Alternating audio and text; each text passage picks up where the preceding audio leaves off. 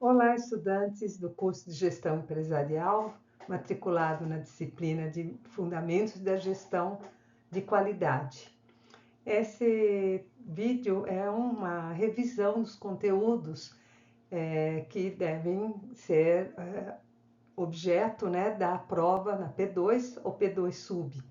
E também pode conter, né, na PF, né, na prova final. Eu lembro que esse é um pequeno resumo, né, das UAs estudadas e de maneira alguma substitui a leitura do material didático e, inclusive, os vídeos também que foram feitos para cada um lá. Então, é um bem sintético, só para ter uma ideia geral, tá bom? Na UA 09, nós estudamos os indicadores da qualidade. O que é um indicador? Indicador é um número que te dá uma uma informação importante sobre determinado processo. Vamos fazer assim uma relação, né? Uma correlação com algo que acontece no dia a dia, só para ficar mais claro.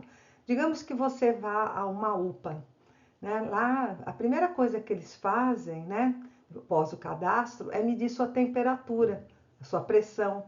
Isso gera números. Esses números vão já passar para o médico uma ideia de como está a sua saúde, como, por exemplo, pressão alta, indicador de algum problema, né, ou uma temperatura do corpo muito alta, indicação de febre. É a mesma coisa que a função dos indicadores de qualidade numa empresa. Então, nós temos 6 classes de indicadores, segundo o autor, o professor Rotondário, né, da qual a gente pegou esse material. O indicador de classe 1, que se referem a atividades do sistema montante, ou seja, atividades que acontecem antes de qualquer processo, qualquer coisa já dentro da empresa.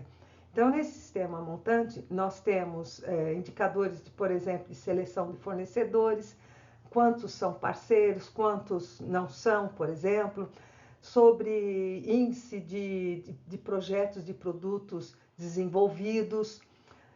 São informações importantes para a qualidade.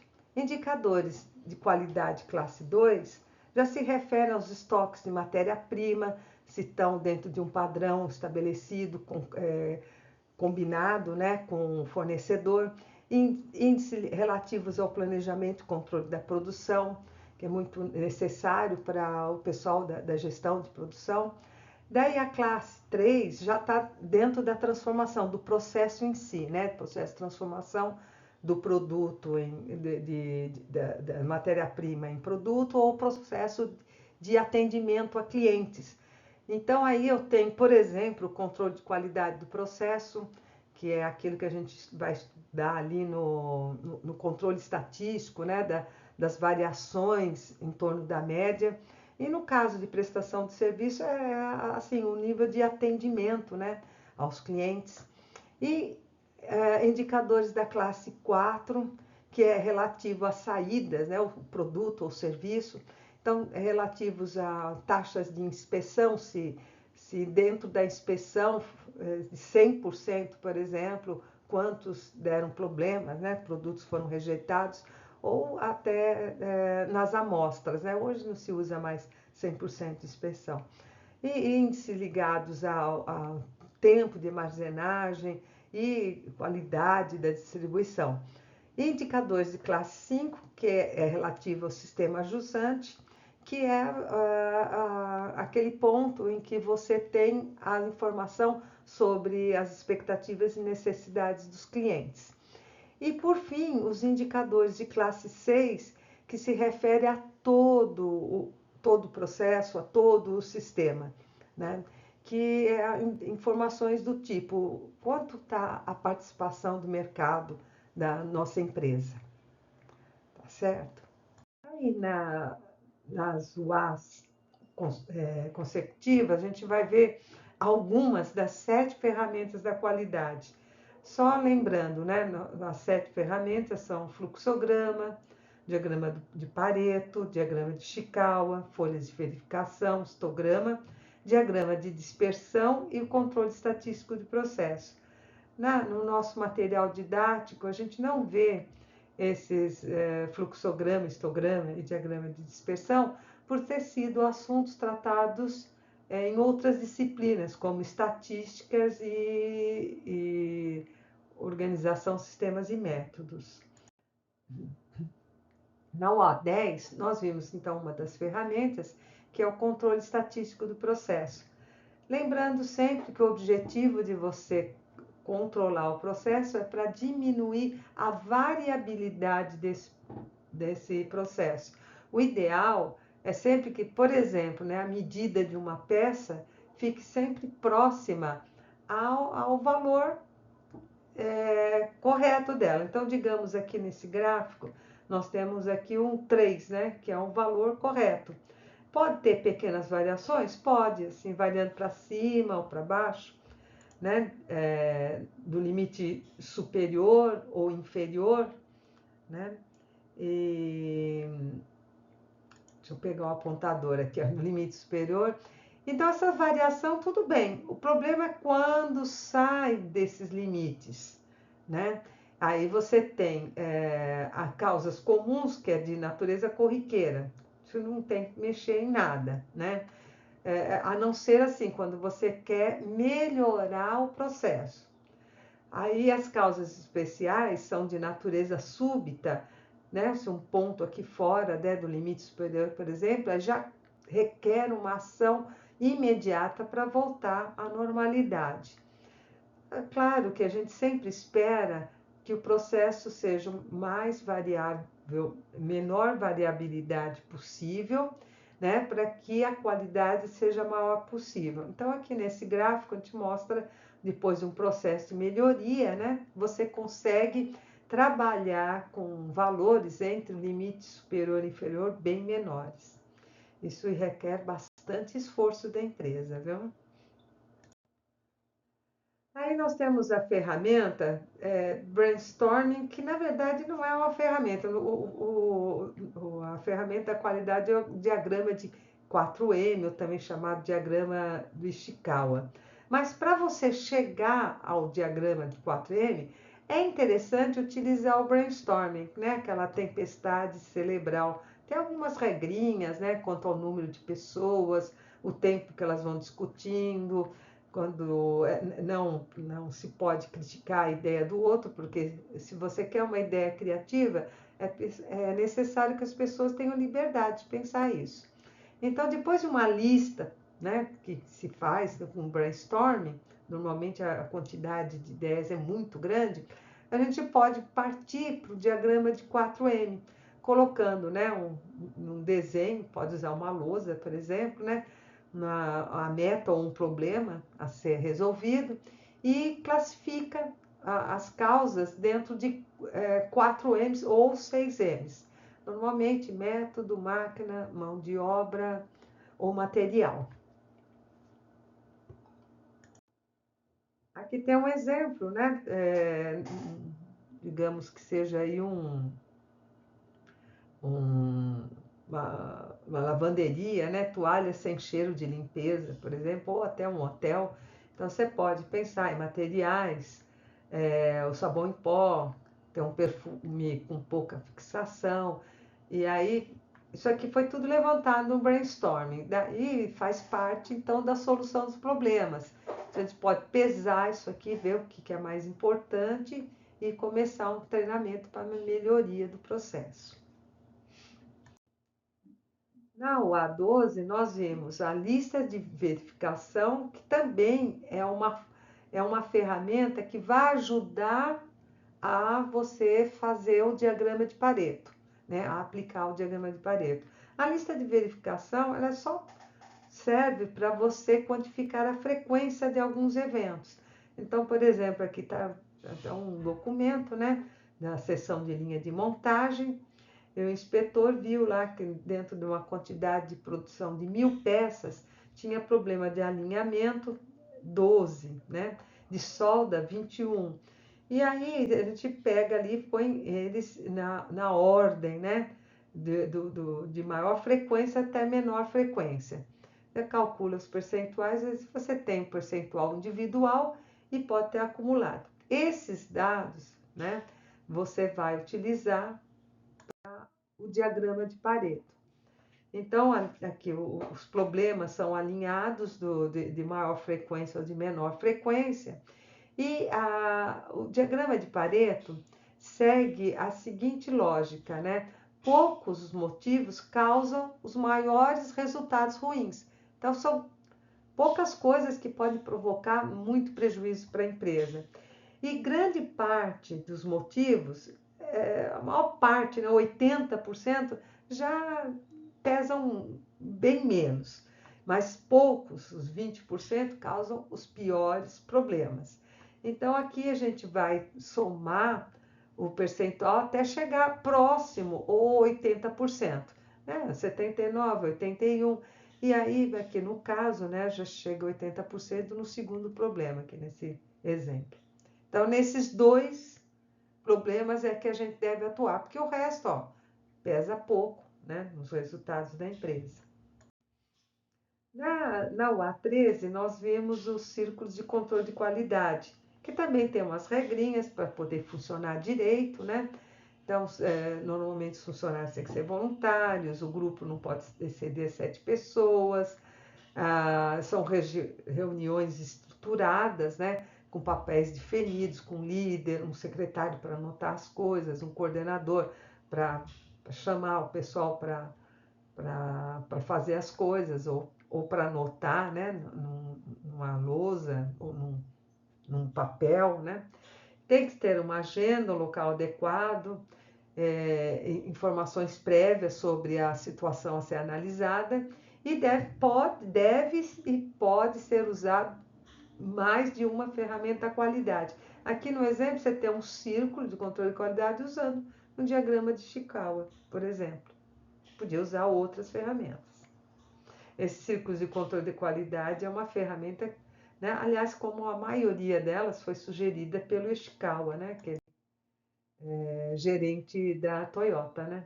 Lá do passado. Na UA14, nós vimos o ciclo PDCA, que também pode ser utilizado em conjunto com o 5W2H, né? O plano de ação 5W2H. Então, primeiro o ciclo PDCA, que acho que você já lembra dele, né? Do Deming, que é ele que pegou lá, aplicou nas empresas japonesas, né? Então, o PDCA é a abreviação de planejamento, o do de fazer, né, do inglês, o check de controlar e o A de action, né, que é de agir. Então, no P você define metas, define método, no fazer você educa e treina, né, os funcionários, executa e coleta dados para servir para o quê? Para confrontar as metas com resultados. Se as metas não, se os resultados não são muito diversos das metas, aí é necessário uma ação corretiva. Então, esse ciclo aqui é algo que tem que girar, né, em todos os departamentos, que é necessário uma melhoria contínua, né? No caso aqui, eu tenho um outro gráfico que mostra o ciclo gerando, definindo o padrão, né? Mas quando eu preciso melhorar, eu vou ter que planejar novas metas, tá? E aí o ciclo fica ligeiramente diferente, tá? Em vez de padronização, planeja-se novas metas. Na UA14, incluiu também o 5W2H, porque quando você planeja, né, você vai ter que definir por que eu vou fazer isso, que é uma decisão estratégica. Por que eu tomo esse caminho ou o outro? E quanto que vai custar para a empresa, né? Então, eu vou ter que consultar outro departamento de finanças e ter se tem condições de fazer um investimento na empresa. Às vezes, o ciclo PDCA pede o investimento numa aquisição de um equipamento novo, mas isso vai depender da possibilidade da empresa fazer isso. E aí, no nível gerencial, se responde ao que, né? Veja que é tudo sigla em inglês, né? Why, what, who, when, where, how much. Tá? No nível operacional, a gente já vai determinar quem vai ser responsável, quando vai ser feito, onde vai ser feito e como será feito. Tá? Então, o 5W, 2Hs é uma complementação do ciclo PDCA. Aí o A15, a gente trata do programa 5S, que não é uma ferramenta de qualidade, mas uma ferramenta gerencial. É muito simples de ser aplicado, né? Porém, às vezes, pode bater de frente com a cultura das pessoas, né? Não sei se vocês já observaram, né? Em vídeos que mostram lá o Japão, né? A cidade de Tóquio, que você não encontra uma sujeirinha, tudo organizado, tudo bonitinho, né? E já no Brasil, você vai para qualquer cidade que você esteja, você vai perceber, né? Uma certa desorganização, uma falta de limpeza, uma falta de respeito, né? Com outra pessoa, né? Então, às vezes fica difícil você implantar, porque você vem lá com a ideia e você tem que convencer os funcionários de que isso vai ser melhor, né? Para todos. Bom, então a gente tem que aplicar 5 passos, né? O senso de utilização, que é separar o que é útil do que não é útil, para descartar, né? O senso de ordenação é colocar em ordem, etiquetar, colocar no lugar correto, né? O senso de limpeza, que é manter tudo, máquinas, por exemplo, lubrificadas, limpas, sem objetos que não é necessário, né, para a execução da tarefa. O senso de saúde, que é você cuidar do ambiente, que ele seja agradável, né, seja um ambiente harmonioso, seja pintura, decoração, e até dos funcionários terem saúde. É típico no Japão fazer exercício antes de começar a jornada de trabalho, né? E o senso de autodisciplina, que é manter os outros sensos, tá certo? É um passo de cada vez pode ser dado aqui no programa 5S, né? E enquanto um nível não tiver plenamente implantado, outro fica difícil de ser iniciado, tá? Você pode, por exemplo, tentar fazer isso no seu quarto, né? Se você conseguir, né, seguir esse senso aí, você já está preparada para a implantação do programa 5S na tua empresa. Então, aqui é um exemplo, né, antes da aplicação do 5S e aqui depois. Note que ficou tudo organizado, diminuiu a quantidade de objetos, porque alguns desnecessários foram descartados, e está tudo etiquetado. Isso facilita sobremaneira o trabalho, aumenta a eficiência e a eficácia do setor. E aí a gente termina o semestre tentando responder essa pergunta: por que os programas de qualidade falham? Né? Então, tem várias razões, aqui está listado aí, e a maioria dessas razões foi pesquisado por um autor chamado Tolov Júnior, né, professor. Ele aponta como um dos principais a falta de envolvimento da alta administração, ou seja, não dá para você, digamos que você é um gerente operacional, você não consegue implantar um programa de qualidade sozinho. Você precisa do apoio de lá de cima, porque alguém vai ter que pagar a conta, né? E normalmente quando se implanta um programa de qualidade, não é rápido e ainda utiliza recursos, talvez até diminua a eficiência do processo. Então, sem o apoio da alta administração e o envolvimento dele, nada vai funcionar. Então, às vezes, ansiedade por resultados, os brasileiros são muito ansiosos, né? Quer por curto prazo, isso não acontece. O desinteresse do nível gerencial, a média gerência também tem que entender que é importante. Tem que haver bastante planejamento, e esse planejamento tem que ser real, né? Tem que ser, ou seja, eficaz, né? O treinamento tem que ser muito bem pensado, bem aplicado, tem que ter apoio técnico, deve haver um sistema de remuneração consistente, porque Se você tem funcionários que trabalham bastante e não ganham o suficiente, aquilo que eles realmente merecem, como que você vai ter a colaboração, né? Escolha inadequada de multiplicadores. Multiplicadores é aquela pessoa que vai aprender como usar uma ferramenta da qualidade, por exemplo, e vai passar para as outras pessoas. Às vezes escolhe aquela pessoa que é muito ocupada e não vai fazer, ou então que não consegue aprender direito ou explicar direito, né? Então aí não funciona. Não definir metas para a qualidade. Você fala lá, vai implantar o programa, mas não tem aqueles indicadores lá no começo, né? Não foram bem, que eu expliquei anteriormente, não foram bem definidos, então não funciona. O descuido com a motivação do pessoal, as pessoas só se motivam para aquilo que está comprometido. Vocês devem ter estudado em administração de recursos humanos, né? Então ninguém vai ficar motivado pela força, né? E a mania que muitos gerentes brasileiros têm de copiar a metodologia ou técnica utilizada em outra empresa. Cada empresa é um caso, tem que ser estudado direitinho. Então é isso, né? Eu espero que vocês tenham aproveitado bem a disciplina e que tenham um bom resultado na P2, assim como essa turminha aí, né? Dessa empresa fictícia conseguiu ter qualidade. Tá bom? E é isso por hoje.